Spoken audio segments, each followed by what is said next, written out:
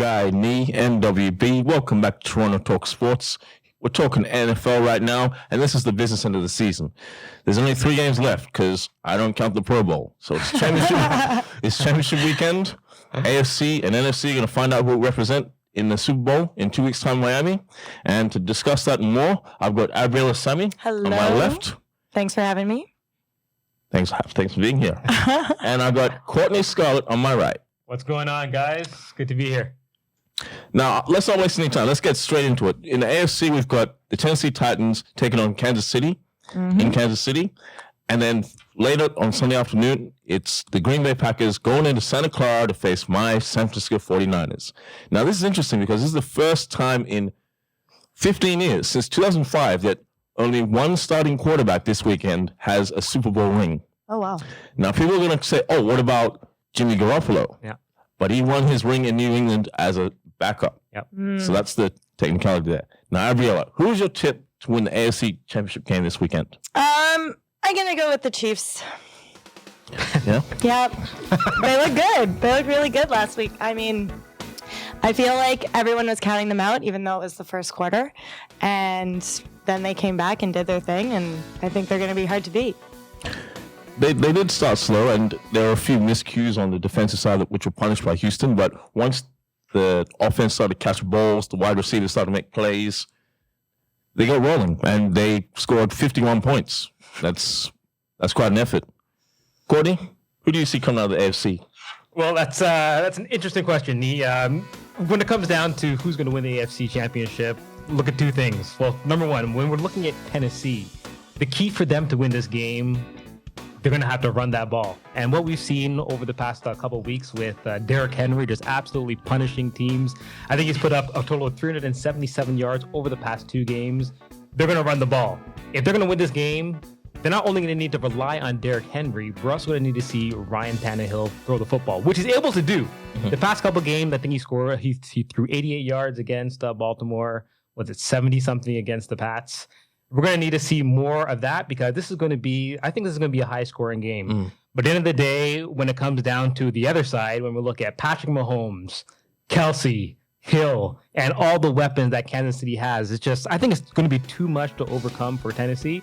I have the Chiefs winning at 31-24. That's key. Can Tannehill keep up with Pat Mahomes? Because in the previous 2 games, Tennessee have been able to impose their will. They've been able to impose the run early to get points, and we haven't really seen them chase or catch up.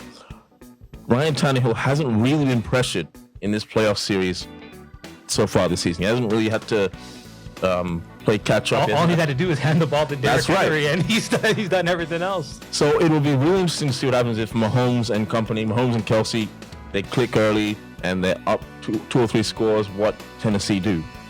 For me, you can run on the Chiefs, but I can just see Mahomes just scoring. He's just too explosive a quarterback to be held down. Yeah. And for me, it's the Chiefs. Courtney, who do you see on the NFC side of things? Well, Nee, I know your 49ers here as you're representing so clearly. I'm going to go with the Green Bay Packers to win this game. And I know in week 10 or week 12 they played? San Francisco absolutely spanked the Green Bay Packers 37-8.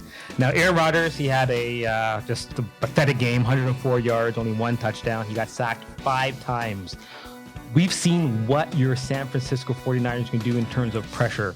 And they've just been dominant on the defensive side of the ball. But when it comes down to it, guys, number 12, Aaron Rodgers, one of the greatest quarterbacks to ever play the game.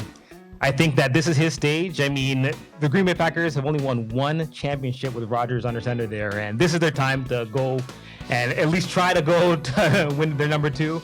I just don't see San Francisco 49ers beating Green Bay this weekend. Okay, you're entitled to your opinion, and I'll come back to that. Abriella, who do you see coming out of the NFC? Well, we're going to agree on this. I think the 49ers are going to take it. I think they're both good teams, but honestly, I just think the 49ers are better. And they're at home, and they look really good right now. So I'm confident with that. I mean, the line's 7.5. I feel like I'm not the only one who feels that way. So yeah, that's my pick. All right. I'm not going to lie. I'm not going to go against the 49ers. I'll be foolish.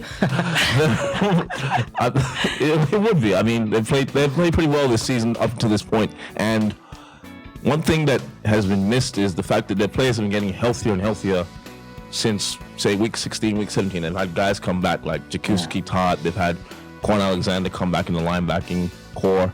They're getting stronger each week. But do you really trust Jimmy G, though? I mean, at this stage... That's a good point, he because... hasn't really done anything this playoff so far. I mean, the defense, they've been riding that defense. They've been doing everything.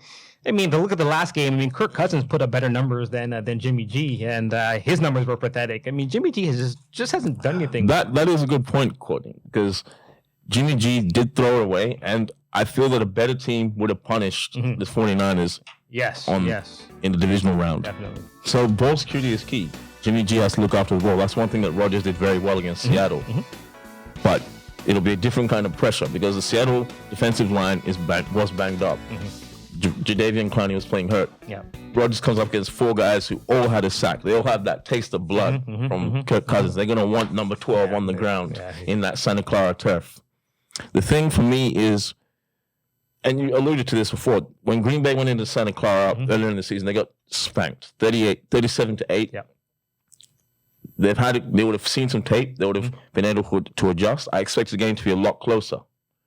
But you can still run on Green Bay.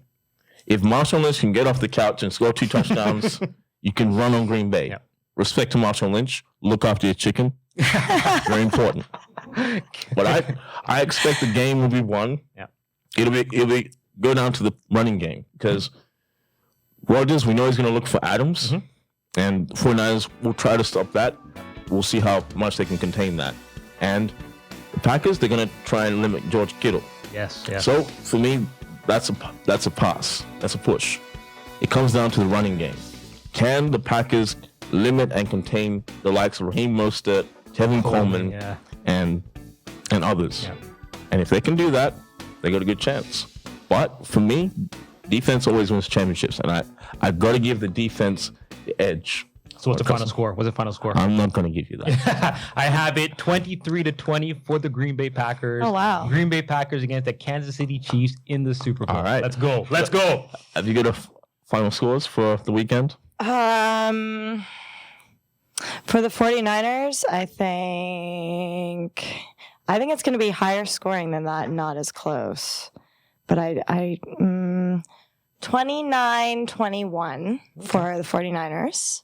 And then for the Chiefs, I think it's going to be like, what's yours? No, I'm not. Nope. Nope. I'm looking after my chicken. Nope. Take care of those mentals, baby. I don't have a final score for the Chiefs, but I think they're going to win by more than 7.5. Okay. I'm taking that line. Nice, nice. Like 100%. Yeah.